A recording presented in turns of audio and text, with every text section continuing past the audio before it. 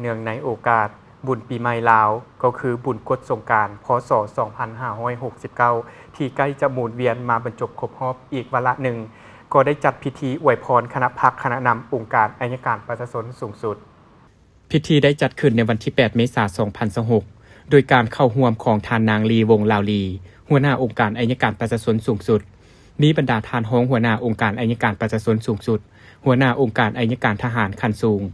บรรดาหัวหน้าองค์การหัวหน้ากรมสถาบันคนครัวและฝึกอบรมอัยการพร้อมด้วยพนักงานหลักแหล่งเข้าร่วมในพิธีที่มีความหมายความสำคัญนี้ท่านพุทธวงศ์บัวลภาหัวหน้ากรมร่วมกับต่างประเทศได้ต่างหน้าให้คณะพรรคคณะนำบรรดาองค์การอัยการประชาชนสูงสุดองค์การอัยการทหารองค์การอัยการประชาชนท้องถิ่นในขอบเขตทั่วประเทศขึ้นกล่าวคำอวยพรอันประเสริฐให้แก่ทานนางลีวงลาวลีพร้อมด้วยบรรดาทานคณะพรรคคณะนำองค์การอัยการประชาชนสูงสุดจงมีสุขภาพเข้มแข็งมีความผาสุกในชีวิตส่วนตัวครอบครัวสืบต่อนำพาชี้นำในการปฏิบัติภาระบทบาทสิทธิและหน้าที่ขององค์การอัยการประชาชนและองค์การอัยการทหารให้มีความเติบใหญ่เข้มแข็งตามทิศก้าวหน้าทันสมัยเทื่อละก้าวในโอกาสนี้ทานนางลีวงลาวลีก็ได้กล่าวแสดงความขอบใจและย่องยอสมเสยต่อผลสำเร็จในการปฏิบัติภาระบทบาท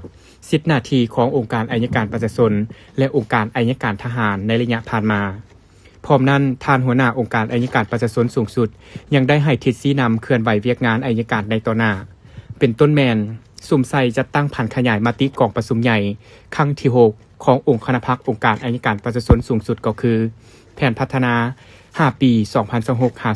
2026-2030 ซึ่งประกอบมี6แผนงาน27โครงการและ104กิจกรรมให้เป็นอันละเอียดและมีแผนดำเนินงานในการจัดตั้งปฏิบัติอย่างจะแจ้งเอาใจใส่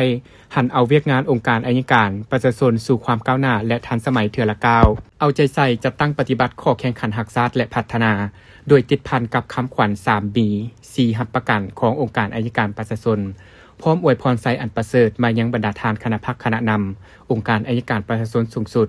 องค์การอัยการทหารและองค์การอัยการประชาชนท้องถิ่นพร้อมด้วยพนักงานราชการในขอบเขตทั่วประเทศจงมีสุขภาพเข้มแข็งมีพลานามัยสมบูรณ์ประสบผลสำเร็จในหน้าที่เวียกงานและมีความผาสุกในชีวิตส่วนตัวและครอบครัว